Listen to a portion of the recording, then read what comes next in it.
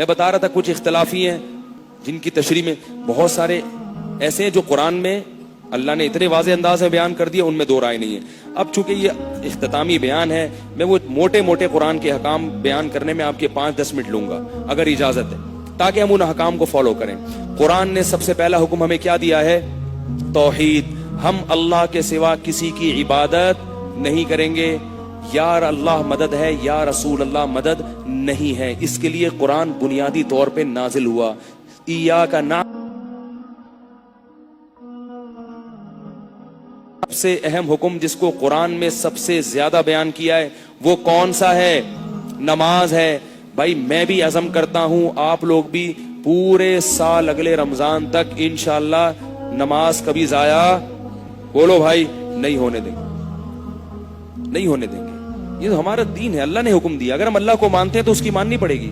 نہیں مانتے تو پھر بھائی ہندو بن جاؤ نا بھائی، پھر عیسائی بن جاؤ، پھر یہودی بن جاؤ. تو نماز پڑھنی پڑے گی. تیسرا حکم اللہ نے زکوٰۃ اور صدقات و خیرات. اللہ کو بخیل آدمی پسند.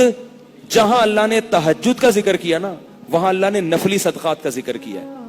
تہجد فرض نہیں ہے نا، تو نفلی صدقہ بھی فرض نہیں ہے. لیکن اللہ نے فرمایا جو جنتی لوگ ہیں وہ تہجد بھی پڑھتے ہیں اور دن میں اللہ کی راہ میں خرچ بھی کرتے ہیں. پتہ چلتا ہے کہ اللہ کو کنجوس آدمی پسند نہیں ہے. تو خرچ کرنے والے بنو. اور اللہ نے بتایا من ذا الذی یقرض اللہ قرضا حسنا. تم جو بھی خرچ کر رہے ہو خیر کے کاموں میں، اللہ کو قرضہ دے رہے ہو. قرضہ یہ ضائع نہیں ہو رہا، ایک ایک چیز کی رسید بن رہی ہے، اور یہ اللہ کئی گنا بڑھا کر لوٹائے گا. اور نبی نے فرمایا کہ صدقے سے مال کبھی بھی کم نہیں ہوتا. اور سب سے زیادہ فضیلت اپنے قریبی رشتہ دار، ان کو بغیر ضرورت کے بھی دے دیا کرو. ابو طلحہ انصاری نبی کے پاس آئے، عرض کیا یا رسول اللہ نے فرمایا کہ تم نیکی کی حقیقت کو اس وقت تک نہیں پہنچ سکتے جب تک محبوب چیز کو صدقہ نہیں کرو. تو میری محبوب چیز تو میرا باغ ہے، میں اس کو صدقہ کر رہا ہوں. صحابہ سن کے اتنی بڑی بڑی چیزیں صدقہ کر دیتے تھے. ہم صدقے پر 1 گھنٹہ بیان سن کے کیا کریں گے؟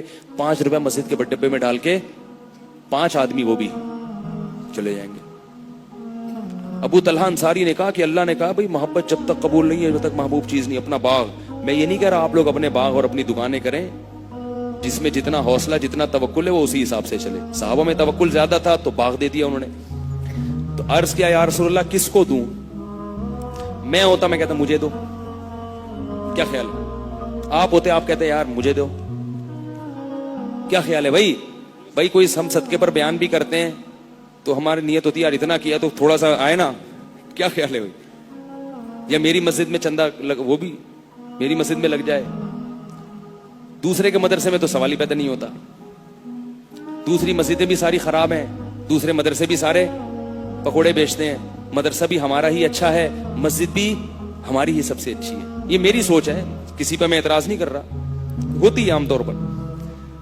تو ہم ہوتے ابو طلحہ انصاری آتے اور کہتے کہ میرا باغ ہے میں کس کو گفٹ کروں. میں کہتے یار بہت برے حالات چل رہے ہیں یار، آج بہت برے حالات چل رہے ہیں. بہت اچھا ہوا، ایسا لگتا ہے کہ اللہ کی طرف سے کوئی الہام ہوا ہے تمہیں کہ انہی سے جا کے پوچھو.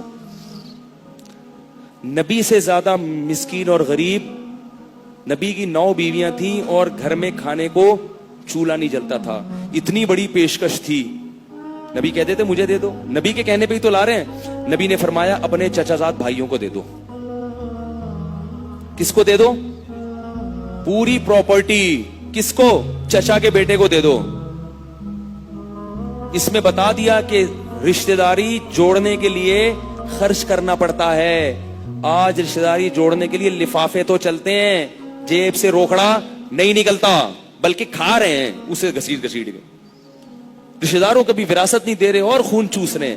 خرچ کرنے والے بنو، کھلانے والے بنو. اللہ کو دینے والا ہاتھ لینے والے ہاتھ سے پسند. یہ قرآن کی تعلیم ہے. الحمد سے لے کے والناس تک سینکڑوں مرتبہ اگر نماز کا ذکر ہے تو سینکڑوں مرتبہ خرچ کرنے کا ذکر ہے. سینکڑوں مرتبہ خرچ کرنے کا ذکر ہے.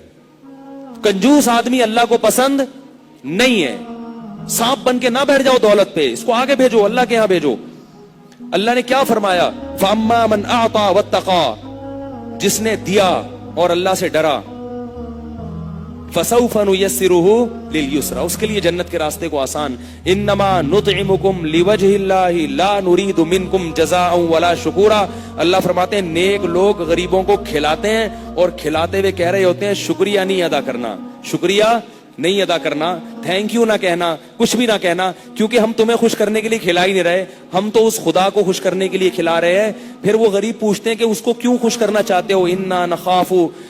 इन्ना नखाफु मिर रब्बिना यौमन अबूसन कमतरीरा.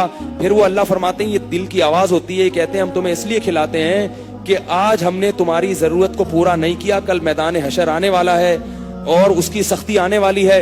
हम तुम्हें तुम्हारे वास्ता दे के अल्लाह से क्या करेंगे, उस सख्ती को दूर करवाएंगे कि अल्लाह दुनिया में हमने तेरी मखलूक की मुसीबत दूर की, आज तो इस मुसीबत को हमसे दूर कर दे. उस दिन का डर है जिस वजह से हम तुम्हें खिला रहे हैं, लिहाजा हमें तुमसे शुक्रिया बोलो भाई नहीं चाहिए. और आज क्या होता है, एक पंखा लगा दिया, उस पर स्टिकर लगवाते हैं कि ये सत्तार भाई ने लगवाया है और इसमें गफ्फार भाई का भी ताउन रहा है, क्योंकि अगर गफ्फार का नाम नहीं बोलेगा, इसमें 5 रुपए तो मैंने भी दिए थे.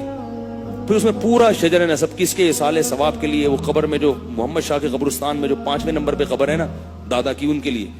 भाई दिल में नियत कर लो, अल्लाह दिलों के हालात को जानता है, उसको खुद ब खुद वहां पहुंचा देगा, बताने की जरूरत नहीं है किसके हिसाब. दिल में नियत कर ली वालिदैन के लिए काफी है.